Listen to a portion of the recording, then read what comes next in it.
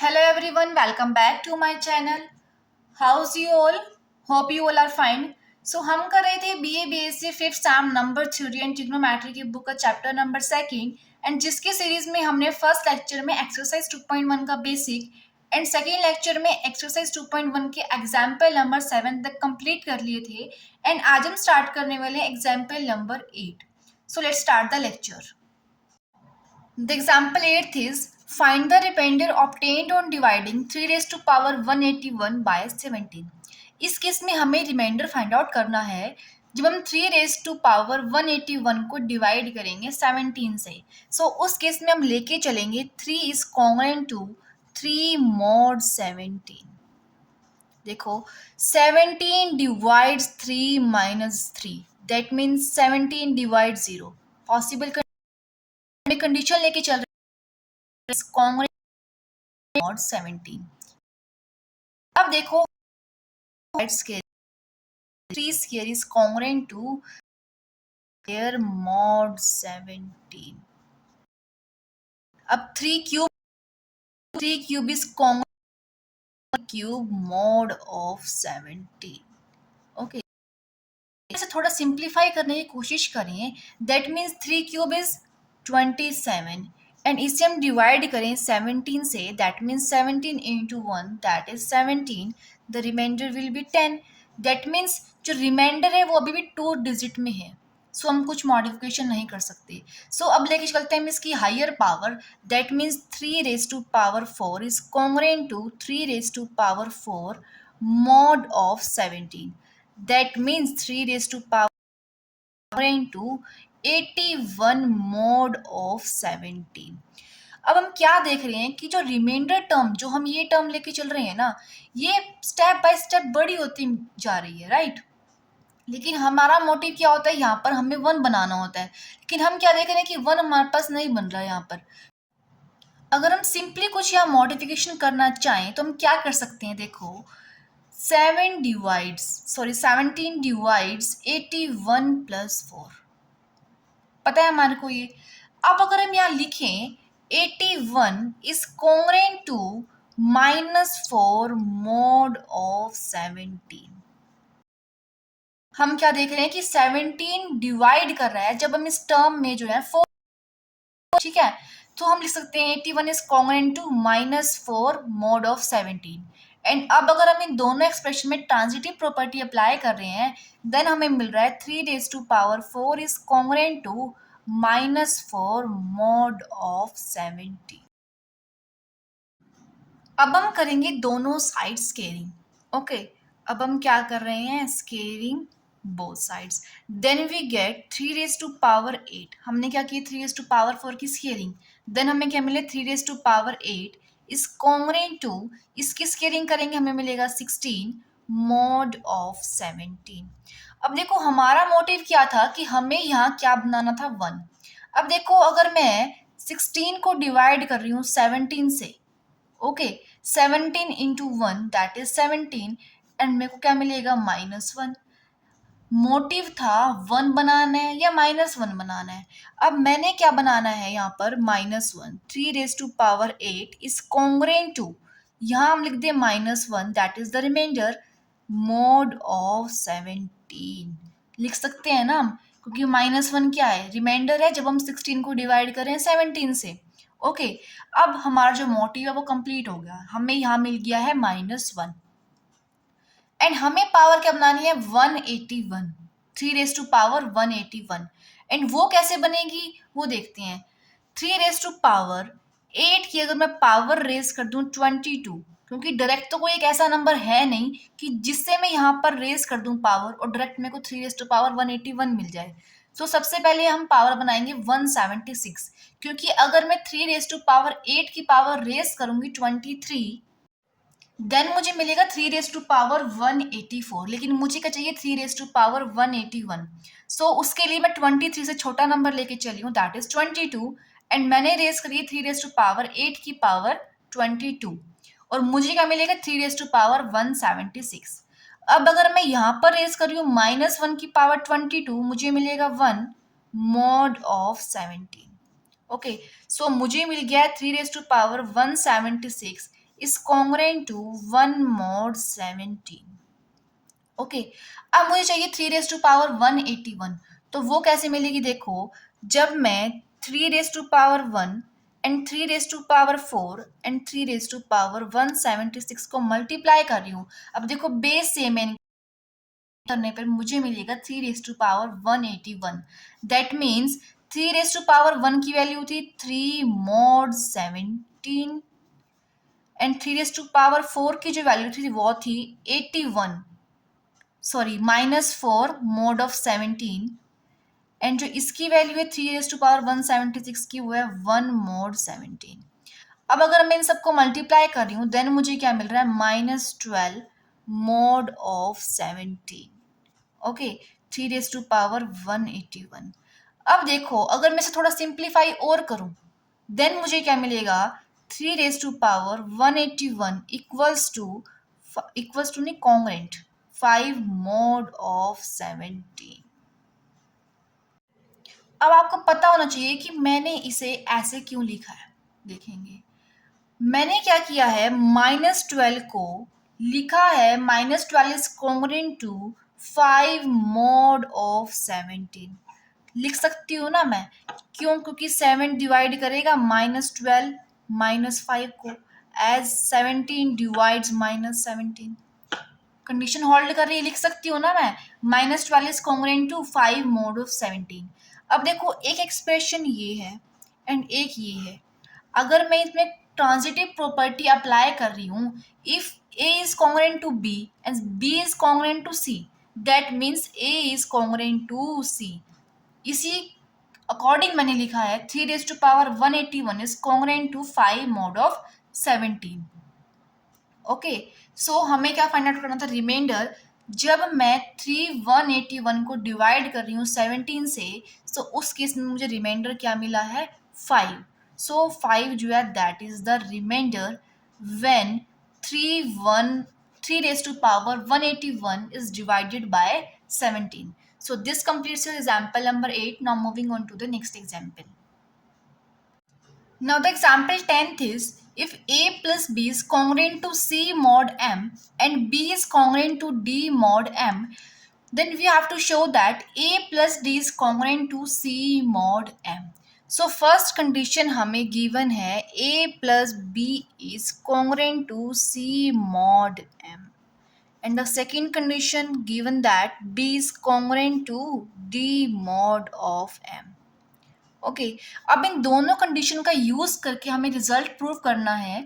सो हम क्या कर रहे हैं, इन दोनों कंडीशन को हम सब्ट्रैक्ट कर रहे हैं। Okay, then A plus B minus B is congruent to C minus D mod of M. हमने सिंपली क्या किया है, इन दोनों कॉन्ग्रुएंसीज को सब्ट्रैक्ट किया है। देन हमें मिला है A is congruent to C minus D mod of M. Okay, अब रिजल्ट में हमें क्या चाहिए? ए प्लस डी एंड यहाँ चाहिए सिंपली सी। देन हम क्या कर रहे हैं, दोनों साइड हम ऐड कर रहे हैं D, that implies A plus D is congruent to C mod of M. यही तो हमें प्रूफ करना था। बिल्कुल इजी एग्जाम्पल था ना। सिंपली हमने क्या किया है, दोनों कंडीशंस को सब्ट्रैक्ट किया एंड देन ऐड डी किया है। So this completes our example number 10. Now moving on to the next example. Example 11th is, if AB is congruent to C mod M and B is congruent to D mod M, then we have to show that AD is congruent to C mod M. So जो first condition given है that is AB is congruent to mod M. अब इस condition को हम अगर आगे लिखना चाहें then we can write A B minus C लिख सकते हैं। अब अगर हम डेफिनेशन अप्लाई करें divisibility, right A B minus C as some integral multiple of M and let that integer be K. यहाँ पर हमने के जो माना है that is integer. Okay, second condition given है B is congruent to D mod M, और we can write M divides B minus D. And अब इस पे डेफिनेशन अप्लाई करें डिविजिबिलिटी की, then we can write b minus D as some integral multiple of m and let that integer be L. Okay, अब हम क्या कर रहे हैं, इस इक्वेशन से हम b की वैल्यू फाइंड आउट कर लेंगे, that means b equals to M L plus D.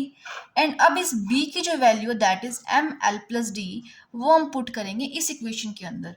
Then we get a into M L plus D minus C equals to M K. अब देखो हमें क्या प्रूव करना है, A D is congruent to C mod of M. That means हमें prove करना है M divides AD minus C। और अगर हम प्रूव कर दें AD minus C को as some integral multiple of M, then जो हमें प्रूव करना है वो प्रूव हो जाएगा। अब हम देखते हैं, हमें चाहिए AD को हम रखेंगे AD minus C equals to MK minus AML। लिख सकते हैं ना, हमने सिंप्लीफाई तो किया इस ब्रैकेट को। देखो AML हम राइट हैंड साइड ले गए, AD माइनस C हमने रखा है लेफ्ट हैंड साइड में equals to MK minus AML। अब देखो राइट हैंड साइड में से हम कॉमन ले रहे हैं M, हमें मिल रहा है K माइनस AL। अब K माइनस AL को हम कुछ और इंटीजर मान लेते हैं, फॉर एग्जाम्पल Z हमने मान लिया Z, K माइनस AL को हमने क्या मान लिया Z। AD माइनस C को हमने शो कर दिया as some integral multiple of M, so we can write M divides AD minus C, और we can write AD is congruent to C mod M। लिख सकते हैं ना, यही तो हमें प्रूव करना था। So with this example 11th is also completed. Now moving on to the example number 12। Now example 12th is, if A is congruent to B mod M1 and A is congruent to B mod M2 and M is the LCM of M1 and M2, then we have to prove that A is congruent to B mod M. Also prove converse. Okay, हमें दो condition given है and हमें कहा गया है जो M जो है that is the LCM of M1 and M2, and हमें जो प्रूव करना है that is A is congruent to B mod M। And इस एग्जाम्पल में हमें इसका कन्वर्स भी प्रूव करना है। सो लेके चलेंगे जो फर्स्ट कंडीशन हमें गिवन है that is A is congruent to B mod M1। Okay, इस कंडीशन को हम लिख सकते हैं M1 divides A minus B। Okay, जो सेकेंड कंडीशन गिवन है that is A is congruent to B mod M2, और we can write M2 divides A minus B।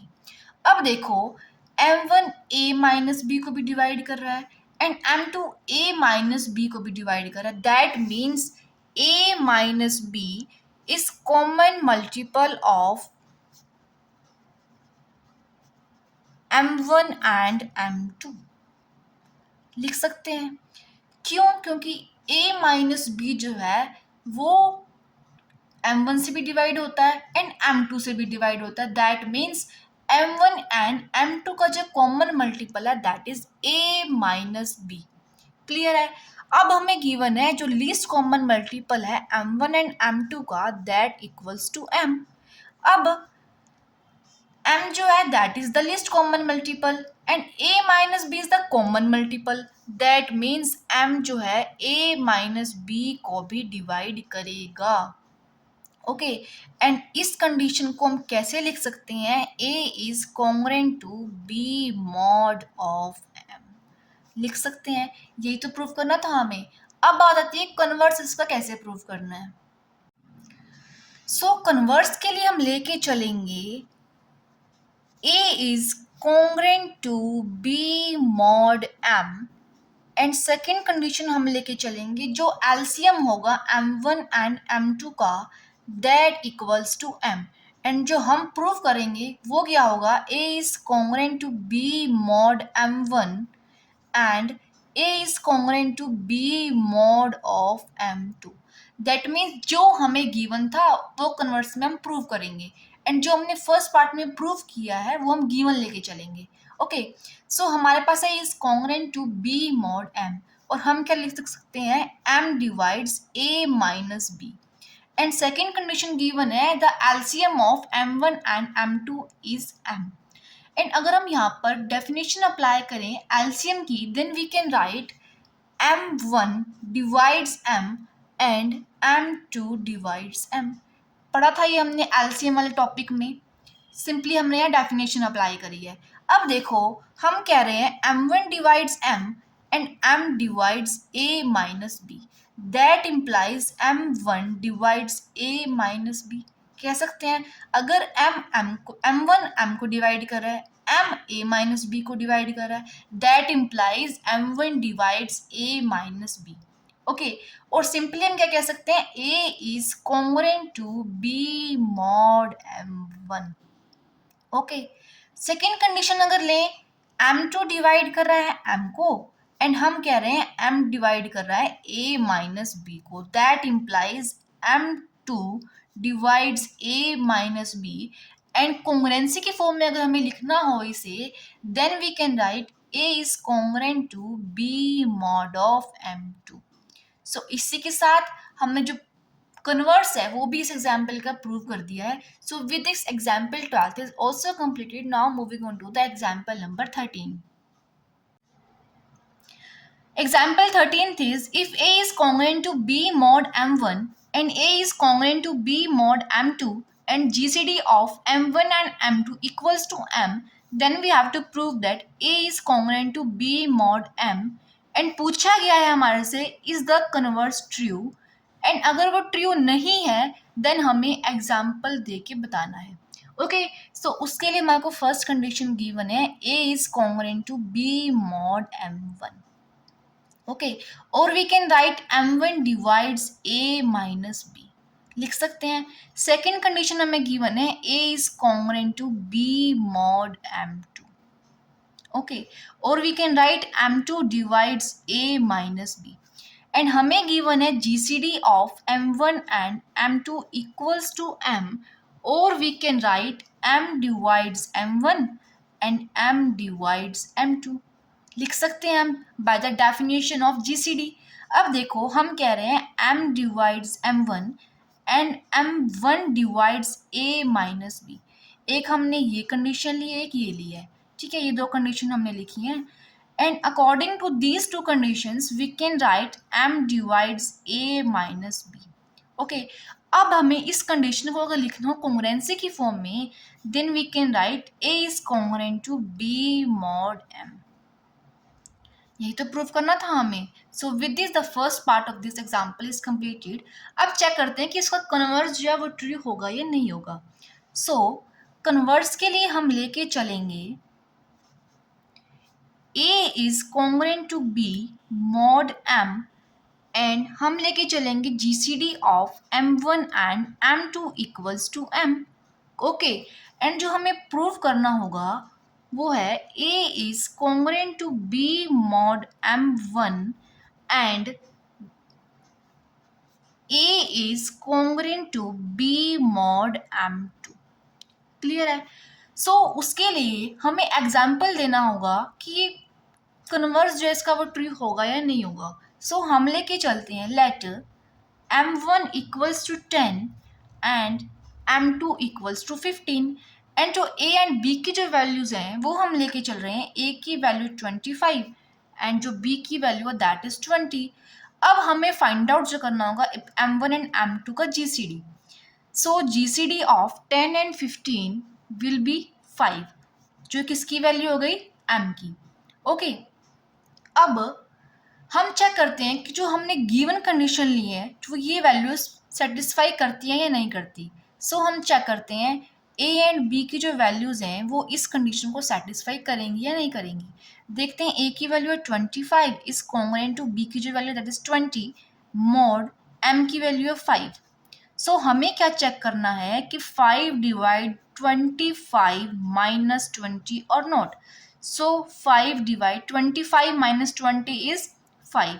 सो जो 5 जो है वो 5 को डिवाइड करता है, that means A is congruent to B mod M वाली कंडीशन जो है वो यहाँ होल्ड कर रही है। ओके, सो हमें जो चेक करना है वो करना है कि A is congruent to B mod M1 and A is congruent to B mod M2। So हम चेक करते हैं A जो है that is 25 and B is 20, M1 क्या लिया है हमने 10। ठीक है, हमें क्या चेक करना है कि 10 जो है वो डिवाइड करता है 25 माइनस 20 को। Okay, so 25 minus 20 is 5। अब देखो कंडीशन हमारे पास आ गई 10 divides 5 which is not possible, right. So हम क्या कहेंगे, जो एक कंडीशन थी A is congruent to B mod m1, ये होल्ड नहीं हुई यहाँ पर। एंड अगर हम सेकेंड कंडीशन देखें a is congruent to B mod m2, then that becomes a equals to 25 is congruent to b की वैल्यू है 20, मॉड m2 की वैल्यू है हमारे पास 15। ओके, हमें चेक करना है कि 15 डिवाइड करता है 25 माइनस 20 को। सो 15 डिवाइड्स 5 और नॉट। हमें पता है कि 15 जो है that is greater than 5। So जो कंडीशन जो आई है 15 divides 5, this is also not possible. Okay, so हम क्या कहेंगे कि जो कन्वर्स है इस एग्जाम्पल का वो ट्रू नहीं है। और एग्जाम्पल हमने दे दिया जिसमें हमने m1 एंड m2 की वैल्यूज ली हैं 10 and 15 respectively, and A and B की हमने वैल्यूज ली हैं 25 एंड 20। ओके, सो इस एग्जाम्पल का जो हमने प्रूफ था फर्स्ट एग्जाम्पल में, सॉरी फर्स्ट पार्ट में हमने किया था a is congruent to B mod m, and second part में हमने किसका किया कन्वर्स, जिसमें हम कह रहे हैं कि कन्वर्स जो इस एग्जाम्पल का वो ट्रू नहीं है। With this example 13 is also completed. Now moving on to the last example of this exercise. Now example 14th is, if A is congruent to B mod M, then show that GCD of A and M equals to GCD of B and M. So हम लेके चलते हैं first condition, that is A is congruent to B mod M. और we can write m divides a minus b।